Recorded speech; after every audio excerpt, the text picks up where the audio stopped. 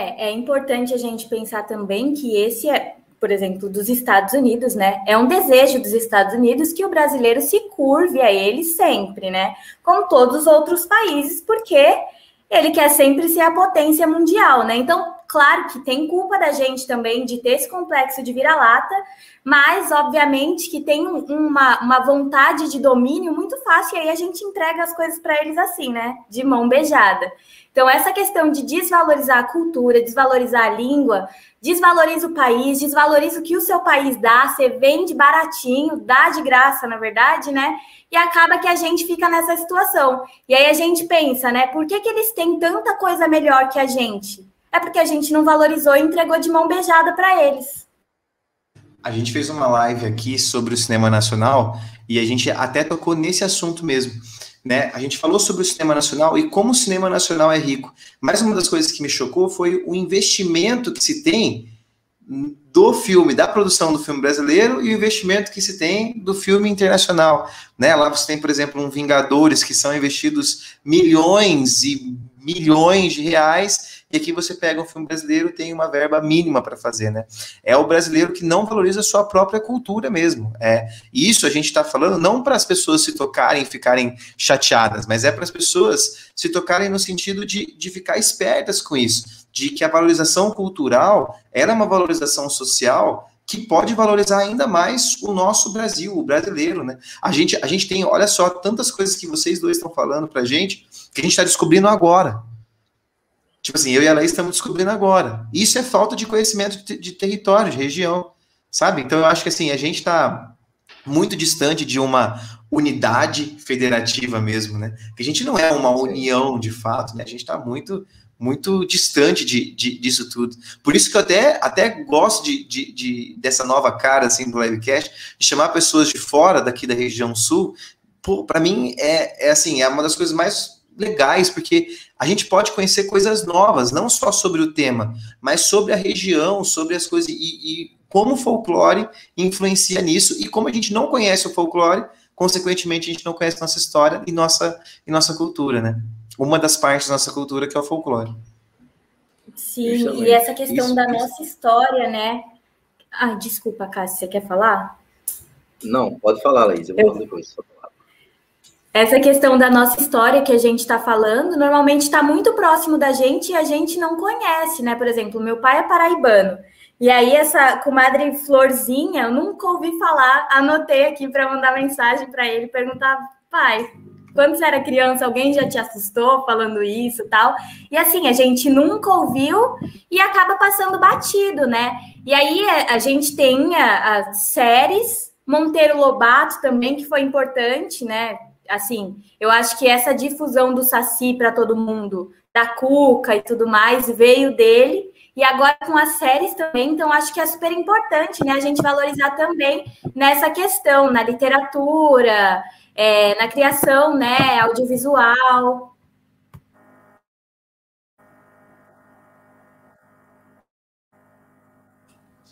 Acho que o Acácio travou aí. Você tá por aí, Acácio? Acho que ele travou. A internet ter caído. Tá ruim para nós dois aqui. Não, aqui para mim tá meio ruim também, as internet também é meio complicado. Mas sabe uma coisa que eu tava pensando nisso tudo que vocês estavam falando?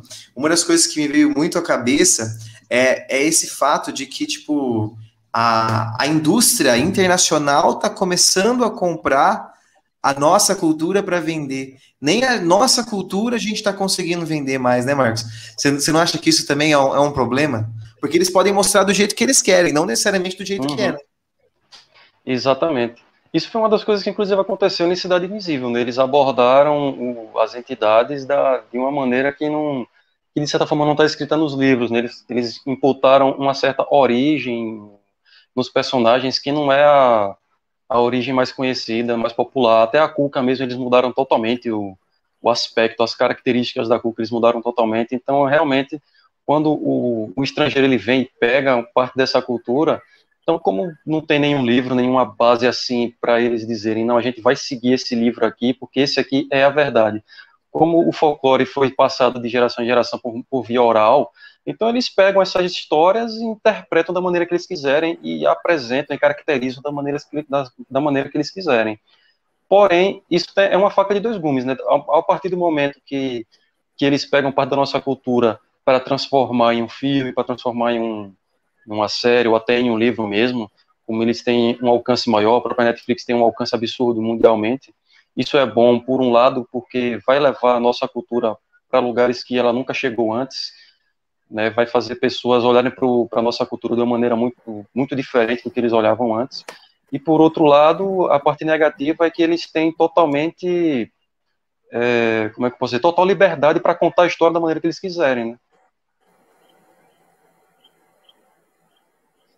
Por um acaso que deu uma caída aí, a gente está falando sobre a compra desses, a forma de propagar a nossa cultura agora com essas compras internacionais, o Netflix, por exemplo, Sim, vindo, e como isso pode mostrar uma cara da cultura brasileira da forma com que eles querem, né? Não como a gente deveria passar, como nós brasileiros conhecemos, né?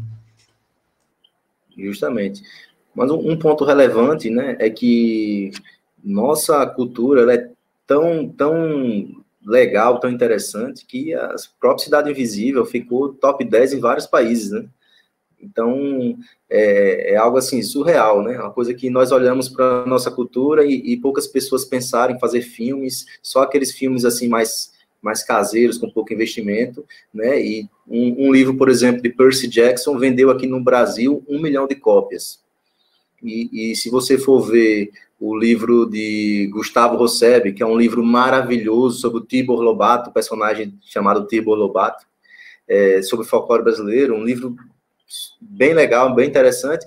Esse livro aí também é bem vendido no Brasil, mas com certeza não vendeu 1 milhão de cópias, né? Mas o Percy Jackson, que fala a mitologia grega, é um estouro de vendas, né?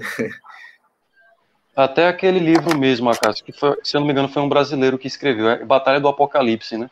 Se eu não me engano, foi Sim, um Eduardo brasileiro que Spohr, escreveu esse Eduardo livro. Spohr. Isso, ele é brasileiro, só que não, tipo, não é necessariamente uma cultura, assim, de um país específico. Porém, não é sobre folclore, né? É de uma coisa mais comum, né?